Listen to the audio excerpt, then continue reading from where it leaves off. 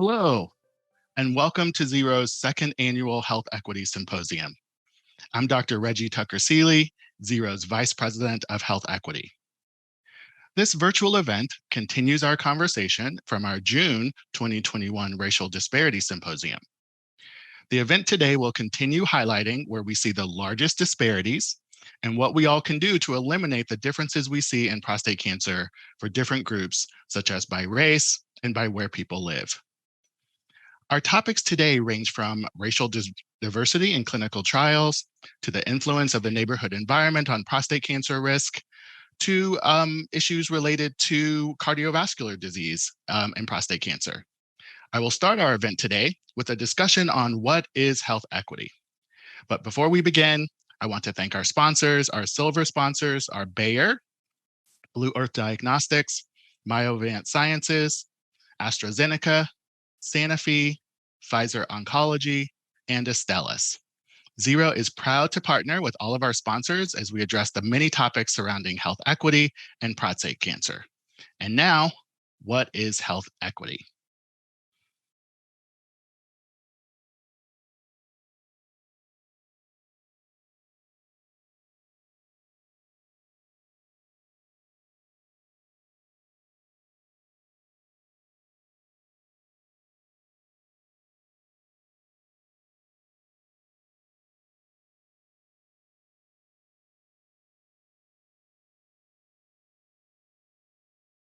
Embarrassed. Too embarrassed to speak to a loved one. Too embarrassed to speak to your doctor. Too embarrassed.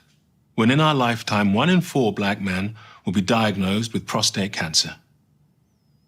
1 in 12 Black men will die from prostate cancer. Let me repeat that. 1 in 4 Black men will be diagnosed with prostate cancer. 1 in 12 Black men will die from prostate cancer disease. 1 in 12. That could be your dad, even your older brother.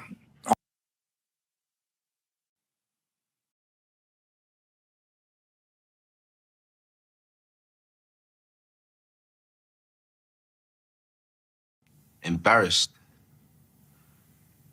Too embarrassed to speak to a loved one. Too embarrassed to speak to your doctor. Too embarrassed.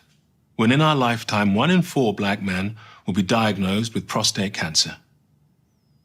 1 in 12 Black men will die from prostate cancer. Let me repeat that. 1 in 4 Black men will be diagnosed with prostate cancer.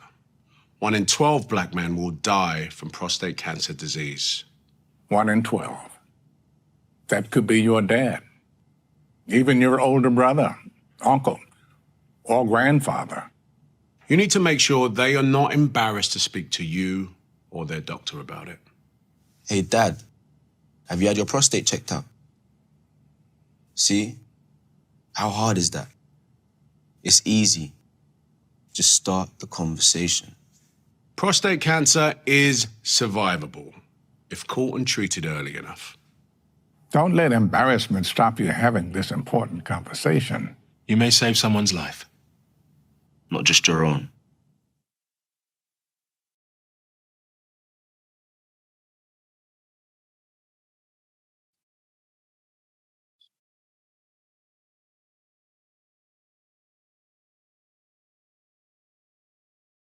So I apologize for those technical difficulties there at the beginning.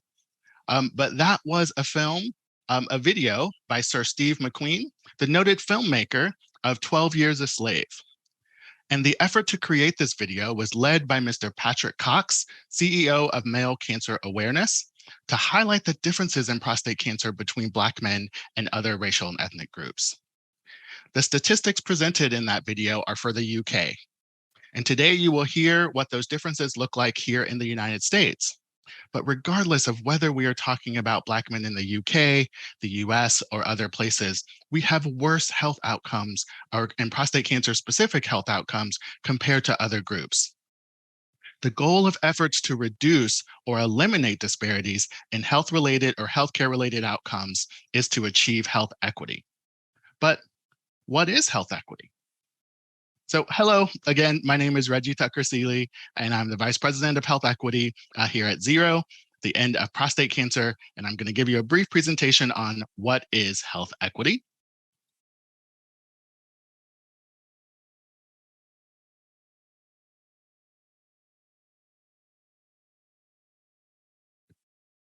Before we do that, again, we want to thank our silver level sponsors, Bayer, Blue Earth Diagnostics, Myovant Sciences, AstraZeneca, Sanofi, Pfizer Oncology, and Astellas.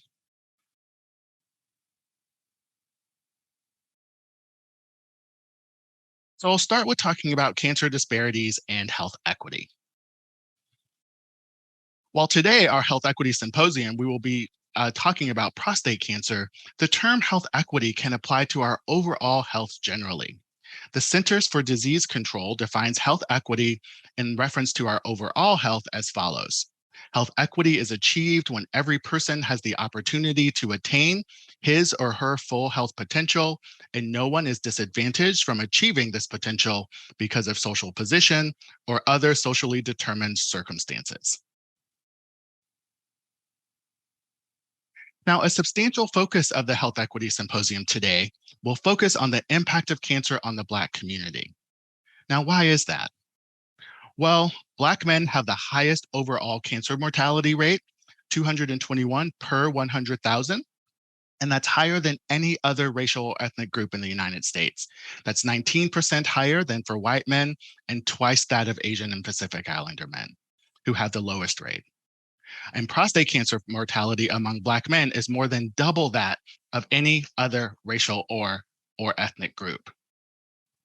And Black Americans, we only account for approximately 14% of the population, but we have the highest death rates and survival rates of any other racial or ethnic group for most cancers.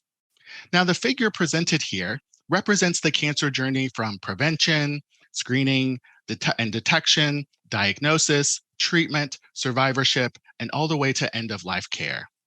Now, across this spectrum, because of differences of where we live, learn, work, and play, differences because of historical policies that have done things like sort us into different neighborhoods because of our income or our race, different levels of access to high-quality healthcare, we see differences by racial and ethnic groups across this spectrum, from our ability to prevent cancer generally, to get screened for cancer, to get treated for cancer, and to survive cancer. The factors contributing to those differences are the social environments in which groups live in the United States.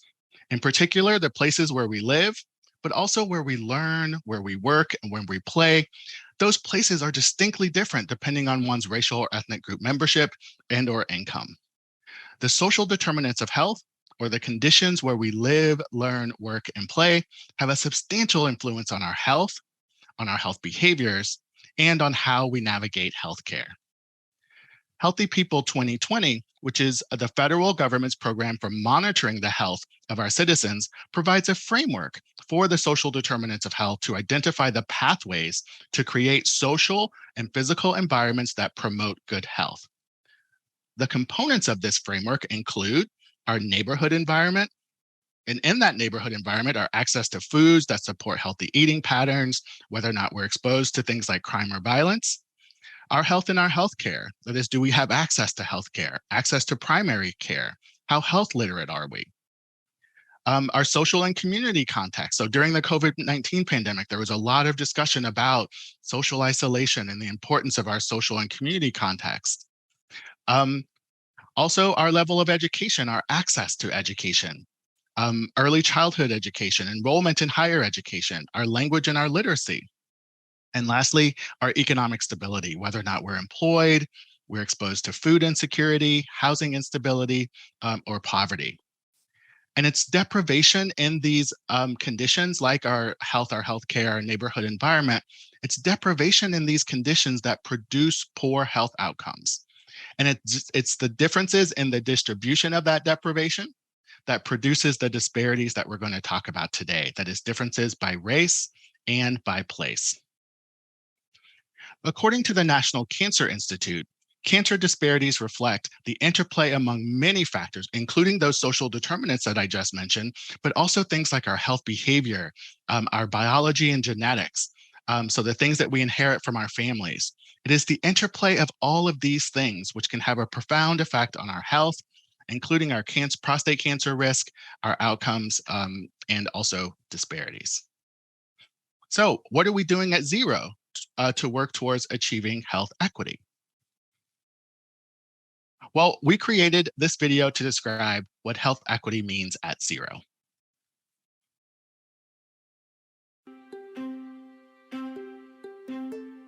All men are at risk for prostate cancer. So no matter who you are, you want to have a fair and just opportunity to prevent, find, treat, and survive prostate cancer. And when everyone has the same opportunity, that is health equity.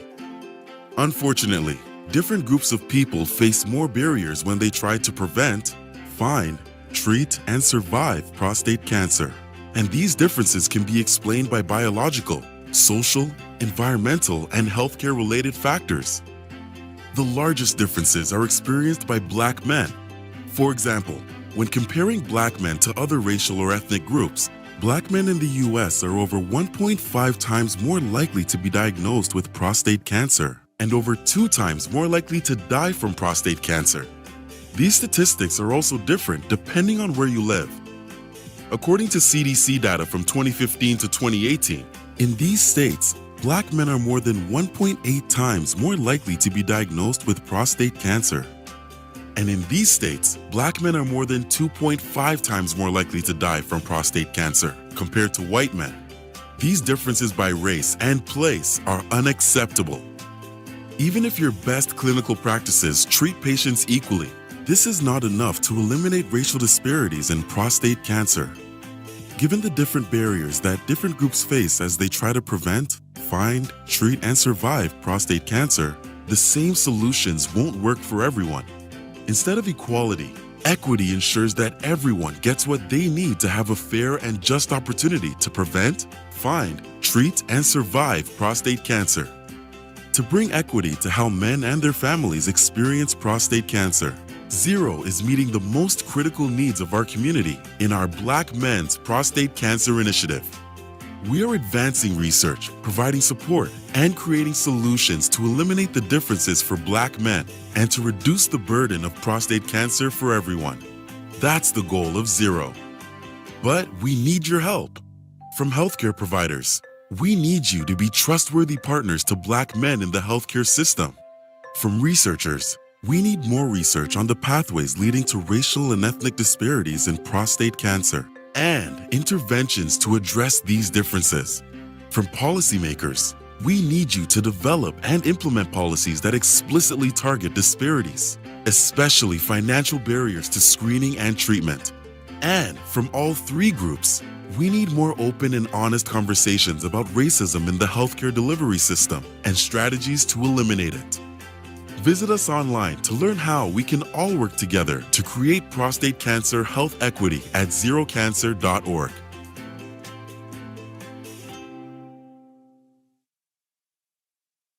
So who is working on health equity at ZERO? So you've already met me, Reggie Tucker-Seeley, Vice President of Health Equity. Our team also includes Chris Bennett, who's our Director of Health Equity, Community Organizing and Engagement, Michaela Duwadne, who's our Manager for Health Equity, and we also have a Health Equity Task Force that includes prostate cancer survivors, prostate cancer healthcare providers, and also researchers and other community members. Our work on the health equity team primarily focuses on answering 2 key questions. The first question is, what does an equitable cancer care delivery system look like? And what are the things that we need to do to create that? Our second question is, how do we prepare Black men to expect and get equity as we are navigating the healthcare delivery system? That is, what tools are needed? So you may have heard the saying, a rising tide lifts all boats. That's not a favorite saying of mine. I generally will say instead that you may have heard this saying during the COVID-19 pandemic, we're all in the same storm, We're not necessarily all in the same boat. So we need some help in getting our boats ready for that storm. And so policies and programs that focus on the least vulnerable, policies and programs that focus on the most vulnerable of us are the ones that will have the greatest impact and help all of us, not just those that are most impacted. So what do we do on the health equity team? So one thing is thought leadership. So serving on national boards, making sure we are elevating and amplifying a focus on prostate cancer disparities. We convene and collaborate with our partners to bring together groups to talk about what are the issues that racial and ethnic minority groups are faced when they're navigating their prostate cancer journey, and what are some solutions. We work with our policy and advocacy team to advocate for policies that focus on eliminating disparities in prostate cancer. And we do education and outreach by partnering with our patient programs team and putting out educational materials. So I introduced the framework of the Healthy People 2020. We also have a framework here at ZERO for addressing disparities. And our plan is to follow this, this framework that starts with first defining terms. So terms like health disparities and health equity might be new to a lot of folks. So we want to start with getting alignment on how we define those terms. Selecting health outcomes, because as you saw in that continuum from prevention through detection, diagnosis, treatment, survivorship, end-of-life care, there's a range of things for us to focus on. And so we're a small team, so trying to figure out where do we focus? And then where do we get the data to figure out where the disparities are? How do we measure those differences? And then how do we communicate those differences to various communities? And then how do we evaluate our efforts? And across this process, the importance of partnering with folks in the community who either have already been doing this work or are interested in doing more of it. So we at ZERO started with defining terms. And so this is how we define health disparities. And disparities are differences between groups in health outcomes related to preventing, detecting, treating, and surviving prostate cancer.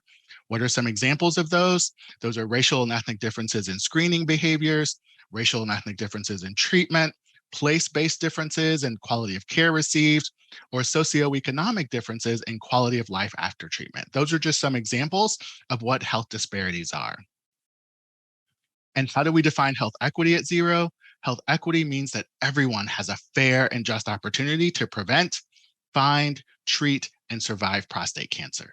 But in order to do that, we have to remove obstacles to a usual source of healthcare and coordinated high-quality specialty care, and ensuring that families have the resources they need to manage their health and navigate the primary and specialty care delivery system.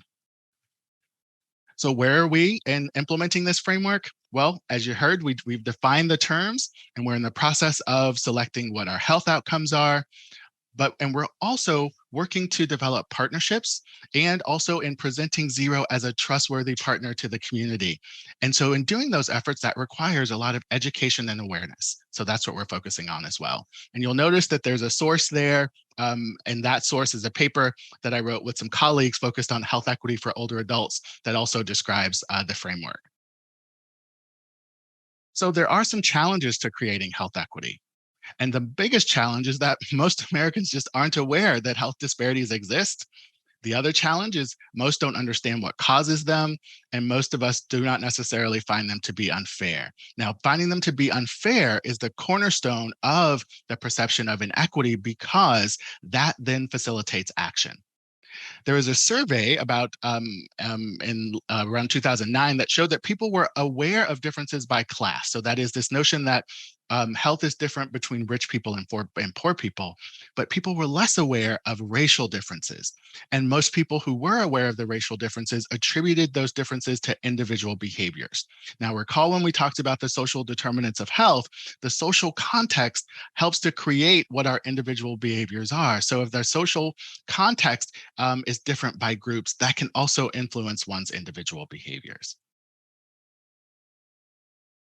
Now, what are some recommendations for addressing health disparities and efforts to achieve health equity? Well, first of all, you're doing it by listening to events like this, like our Health Equity Symposium, learning that these types of disparities exist, and then talking about them and working towards eliminating those differences. Also participating in research. clinical trials, community-based surveys, ensuring that that research has a diverse group of people that are participating so that we hear from multiple voices, and also for clinical trials, ensuring that those drugs are evaluated across a range of racial and ethnic groups.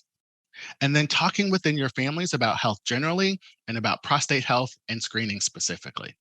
Now, this will be familiar from the video that we just showed, sort of what can providers or researchers or healthcare delivery systems or community-based organizations do? Well, one is being explicit about defining terms. So what is the disparity that's being addressed? And two, we've been talking about these disparities for a long time. I entered the public health field about 20 years ago, and we were talking about these disparities back then. So we need to move past just describing them to intervening, including evaluation. And then that means more work on understanding what is the pathway? Why do we see these differences? And being explicit about the history of our policies that have led to the different things like sorting us into different neighborhoods that then influence our health behavior, that then influences the healthcare that we receive. Center the patient experience and voice in research and policy. Patients know about the healthcare delivery system because they're having to navigate it.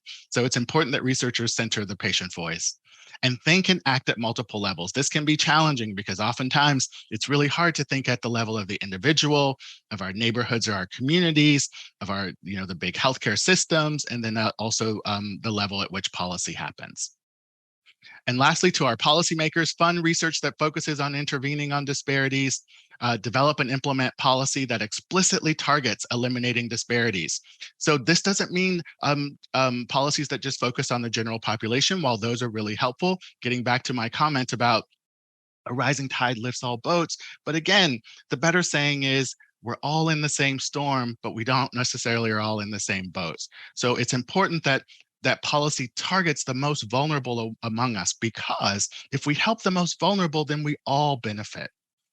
Develop and implement policy so that a cancer diagnosis is not financially toxic to the household. So when you're diagnosed with cancer, when you're navigating the healthcare delivery system, that should not increase your risk for financial ruin. And then eliminate financial barriers to screening and treatment.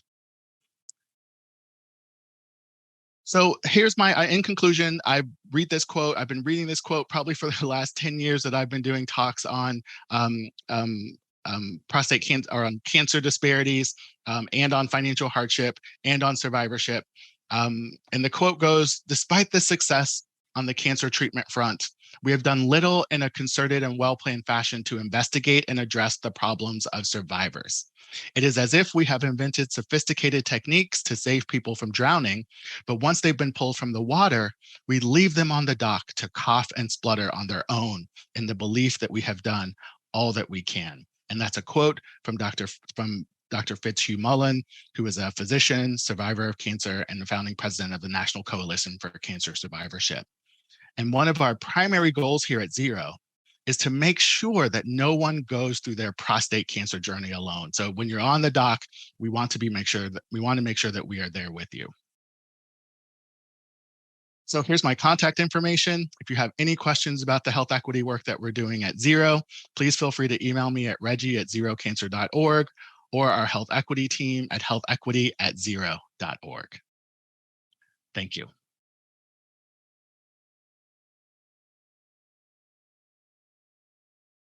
So our next section focuses on racial disparities in prostate cancer.